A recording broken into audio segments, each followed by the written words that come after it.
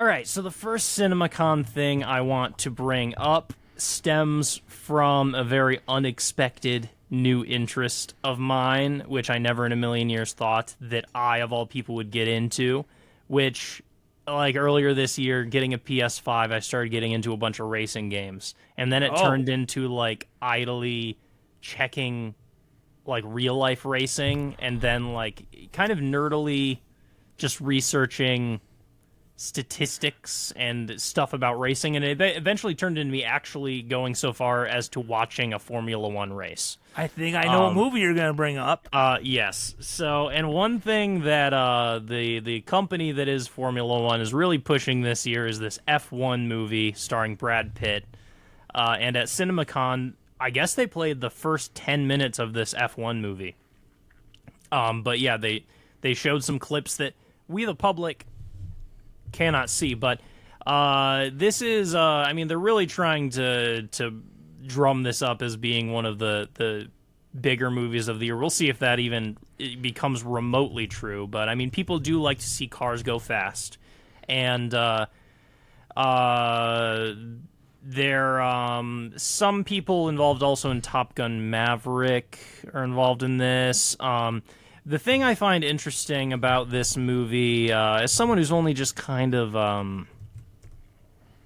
like, you know, very amateurly curious about F1, and by no means, like, is it one of my main hobbies or something I know that much about.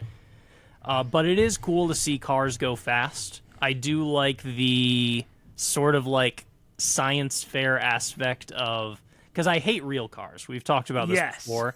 I despise cars. When I worked for an auto company as a designer, I would detest a lot of the stuff, but I was always curious. Like, sometimes at the office and stuff, I would see, like, racing related stuff. We even one time went to, like, a kart racing in our city. There is, like, a somewhat newer, imagine basically like go-karts for grown-ups. Oh, okay. There's like a pretty cool track.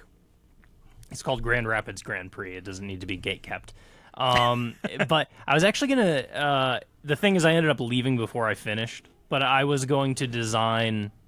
I was going to design advertisements that went up in there, which would have been really cool if that ever came to fruition. But so back then I was even kind of researching that, like, the racing side, like, there's a part of me that now feels like cars should only exist for cool races, and like you should make, like, the science fair coolness of, like, we're gonna make the fastest car we can.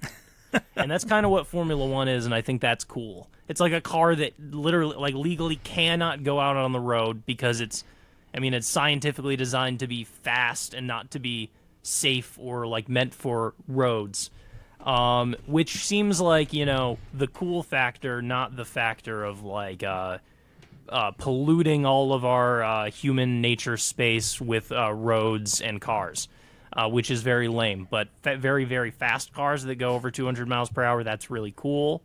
I like checkerboard patterns. So look, there's some cool stuff to like about Formula One. So I've been just starting to check out some races. It can be kind of interesting to follow. Now, when you say it's a hobby for you, you don't mean you're actually racing. You're just watching. Oh, just watching at this point. I mean, I wouldn't be At this opposed to point, trying one out day. yeah, I wouldn't be opposed to trying out the adult go-kart thing. I liked doing go-karts as a kid. Oh, yes. Anyway, where was I with the F1 movie? It's just called F1.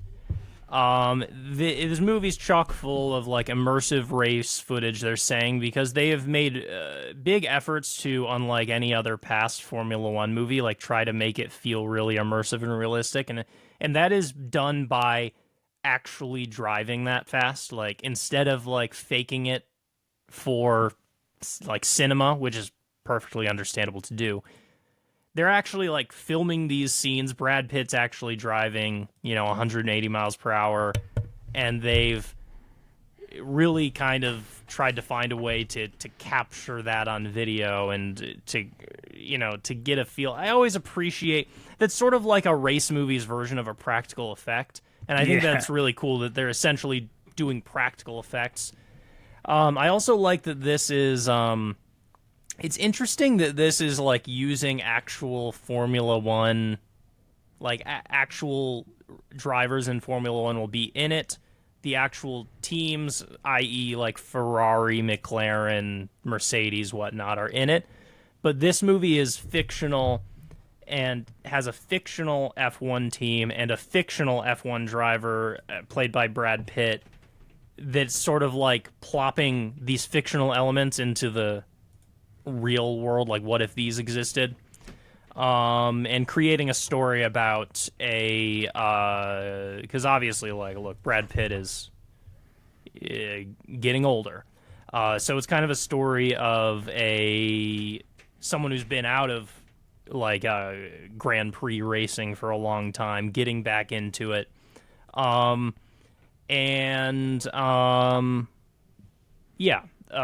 this should be a good movie. I actually was exposed to some Formula One a lot earlier when, like, the Ford and Ferrari movie came out, I don't know, 10 years ago or something. Yeah, Ford v Ferrari.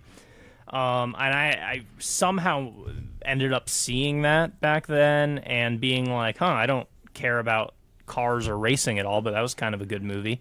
And now that I have started caring a little bit, it's kind of interesting to have this this movie coming out this year. So, yeah, again, no matter how the actual story and all the elements of the movie turn out, I think it's interesting, this like practical effect element of it. I appreciate that. So this is actually a movie I'm intending to check out. So yeah, that's F1. Some sneak peeks out from CinemaCon, and there's some trailers you can check out and stuff. Even though the first 10 minutes that they showed is for only the attendees of CinemaCon. Some of this other information. They didn't post it on YouTube. Yeah, but yeah, that is F1. Oh yes, and we should probably say that it is from Warner Brothers, and it is set to be released on June 27th. Yes.